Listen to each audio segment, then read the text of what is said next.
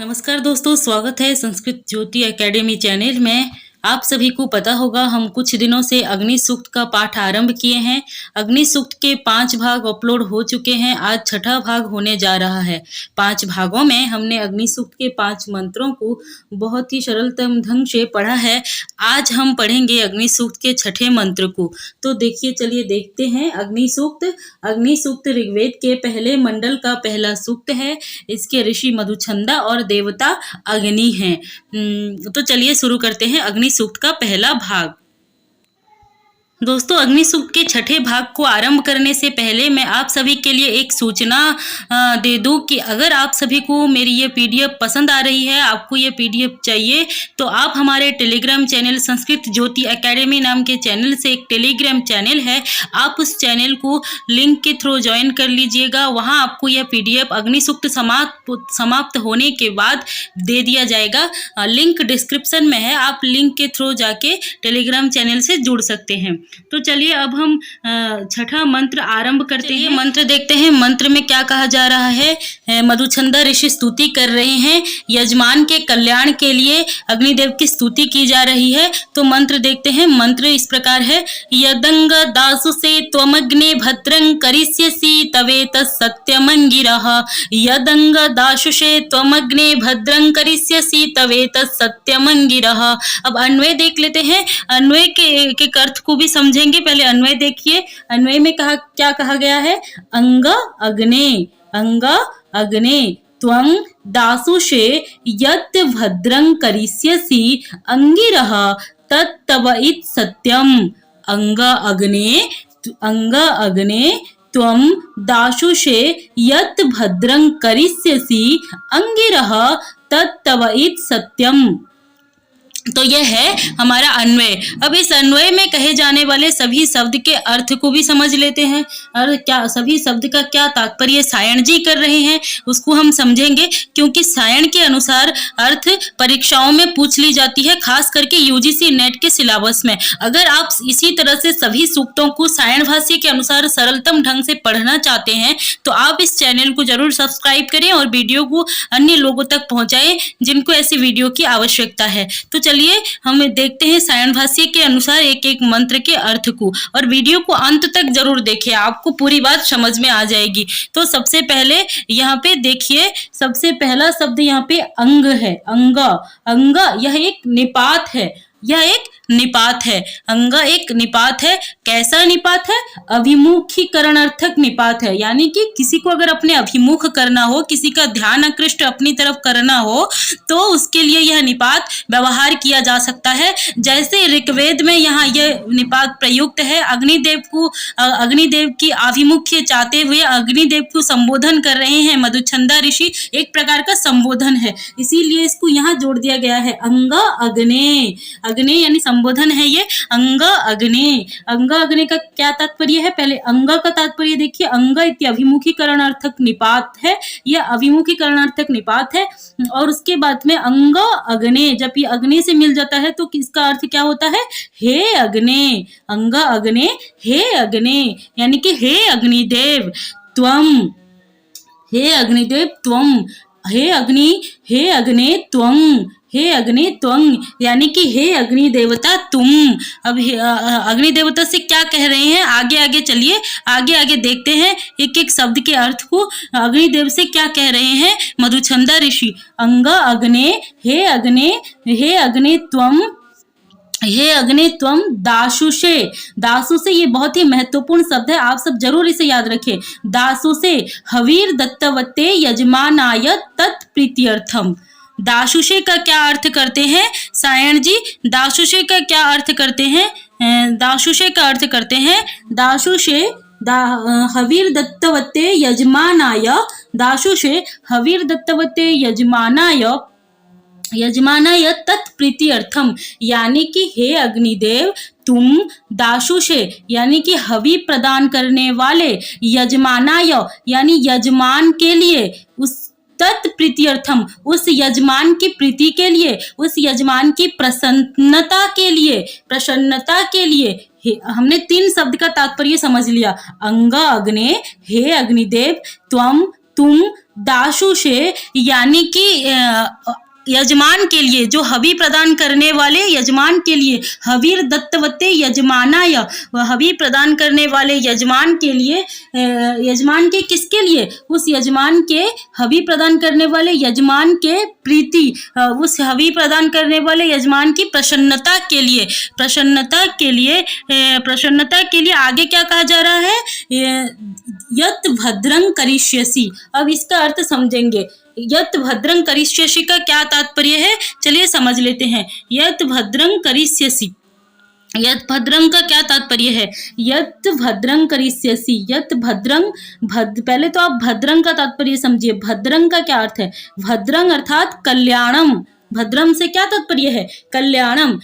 अंग अग्ने, हे अग्नि देवता, दासु से हवीर दत्तवते यजमानाय तत्प्रीत्यर्थम, हे अग्नि देवता, यजमान जो कि तुम्हें हवि प्रदान करता है, उस हवि देने वाले यजमान की खुशी के लिए, उसकी प्रसन्नता के लिए, यत कल्याणम, यत भद्रम, यत कल्याणम करिष्यसि, जो भी तुम कल्याण करोगे। अब वो कल्याण कैसा होगा, वित्त गृह प्रजा पशु रूपम।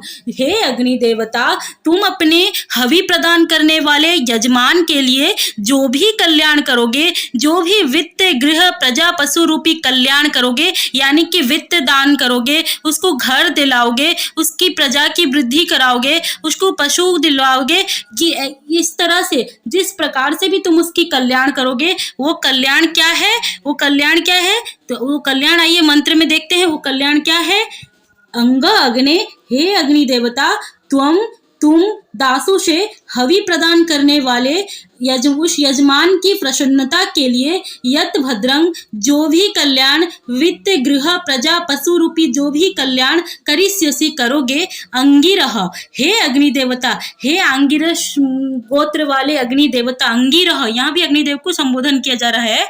हे अंगिरह, हे अंगिरस गोत्र वाले अग्नि देवता, तत् तव इत, तत् वह, तव तुम्हारा, इत ही है, वह तुम्हारा ही है। अब पूरे मंत्र का क्या अर्थ निकला, हे अग्नि देवता, तुम दासु से यानी कि हवि प्रदान करने वाले यजमान के लिए, क्यों यजमान के लिए, यजमान की खुशी के लिए, यजमान की प्रसन्नता के लिए, यत भद्रंग, जो भी कल्याण करोगे। अब वो कल्याण कैसा है, प्रजा पशु वित्त गृह रूपी जो भी कल्याण करोगे, वह कल्याण तुम्हारा ही है।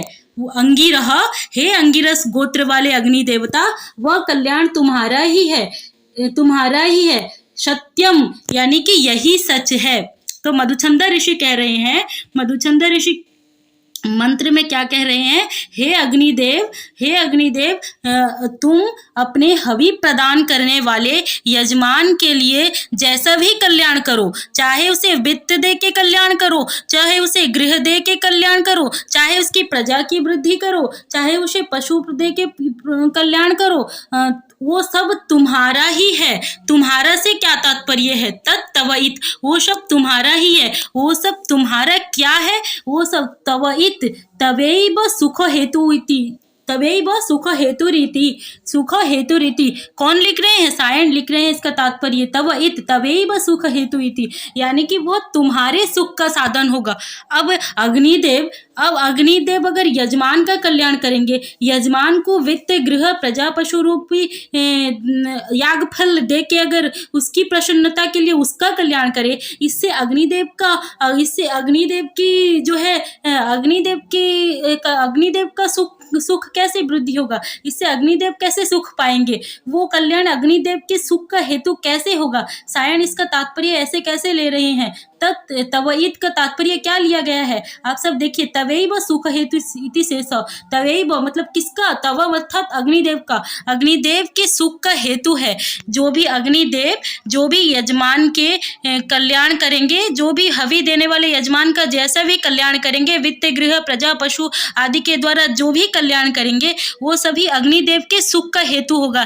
सायण इस मंत्र का ऐसा अर्थ करते हैं और यही सच है, ऐसा भी इस मंत्र में कहा गया है। अब ये कैसे सच है, कैसे अग्निदेव जब यजमान का कल्याण करके खुद का कल्याण किस प्रकार से करते हैं, आइए देखते हैं। दोस्तों, हमने देखा अग्नि देवता जो भी कल्याण करेंगे, वित्त, गृह, प्रजा, पशु रूपी जो भी कल्याण करेंगे, किसका कल्याण करेंगे? हवि प्रदान करने वाले यजमान का। दाशुषे हविर दत्तवत्ते यजमानाय तत्प्रीत्यर्थम।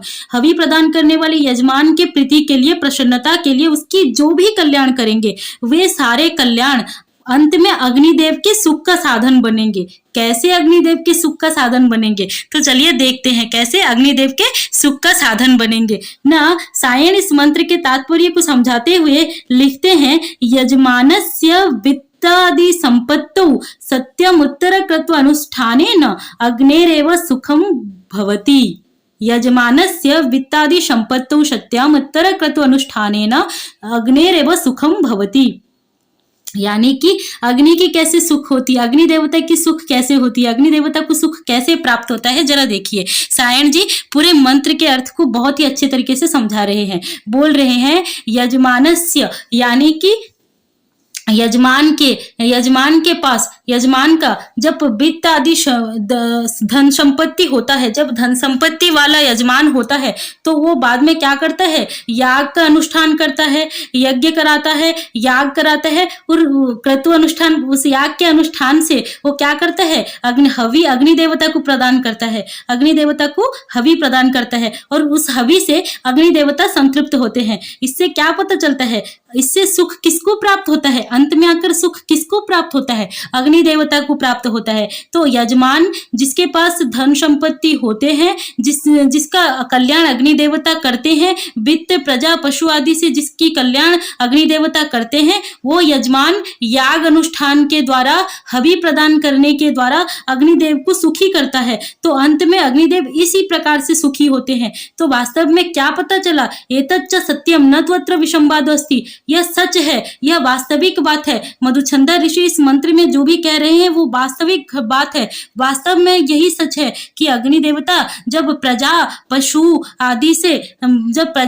आदि से कल्याण करते हैं, किसका, हवि प्रदान करने वाले यजमान का, तो अंत में वो उन्हीं के सुख का साधन होता है। कैसे न, यजमान जब धन संपत्ति वाला होता है, जब वित्त, प्रजा, पशु, घर वाला होता है, तो याग आदि का अनुष्ठान करके वो हवि प्रदान अग्नि देवता को करता है और इससे अग्निदेव संतुष्ट होते हैं, अग्निदेव को सुख प्राप्ति होती है। तो इससे क्या पता चला, अग्निदेव कल्याण तो यजमान का करते हैं, प्रजा, पशु, वित्त आदि से कल्याण यजमान का करते हैं, लेकिन अंत में वो उन्हीं के सुख का हेतु होता है। इसीलिए इस मंत्र में मधुचंद्र ऋषि इनडायरेक्टली क्या कह रहे हैं, हे अग्नि देवता, आप अपने यजमान का कल्याण करें, आप अपने हवि देने वाले यजमान का कल्याण करें, जिससे कि यजमान याग आदि के द्वारा आपको फिर से बार बार संतृप्त करे, आपको सुख पहुंचाए। क्योंकि जब आप यजमान का कल्याण करेंगे तो यजमान या अपने धन संपत्ति आदि के द्वारा जो भी याग करेगा, धन संपत्ति आदि होने के बाद जो भी याग करेगा, जो उस याग में जो भी हवि प्रदान करेगा, उससे आप ही सुखी होंगे, वो आपके ही सुख के साधन होंगे। इसीलिए आप प्रत्येक हवि प्रदान करने वाले यजमान का अवश्य ही कल्याण करें। यही इस मंत्र का तात्पर्य है। उम्मीद है आप सभी को अच्छी तरह से समझ में आया होगा। अगर नहीं समझ में आया तो आप सब कमेंट में अपने संदेह मुझे बता सकते हैं, जहाँ भी आपको डाउट है, जो भी नहीं समझ में आया आप बता सकते हैं। और साथ ही इस PDF को अगर आप लेना चाहते हैं तो आप हमारे टेलीग्राम चैनल संस्कृत ज्योति एकेडमी नाम के टेलीग्राम चैनल से जुड़ जाइए, वहाँ यह PDF आपको मिल जाएगा। अग्नि सूक्त समाप्त होते ही, आज तो 6 मंत्र हो गए भी, इसी तरह हम पूरे 9 मंत्र को पढ़ लेंगे और यह PDF आपको वहाँ दे दिया जाएगा। और साथ ही हम वेदों के सभी सूक्तों को, खास करके जो भी UGC नेट के सिलेबस में लगे हैं, उन सभी सूक्तों को बहुत ही अच्छे से इसी तरह से पढ़ेंगे। अगर आप सभी को अच्छी लग रही है वीडियो तो आप लोग ज़रूर अन्य लोगों तक पहुंचाएं, वीडियो को शेयर करें और चैनल को सब्सक्राइब करके बेल आइकन को दबा दें ताकि आपको सारे नोटिफिकेशन मिल जाए। आज के लिए इतना ही, मिलते हैं अगली वीडियो में। जो भी अंत तक बने रहे उन सभी को धन्यवाद है।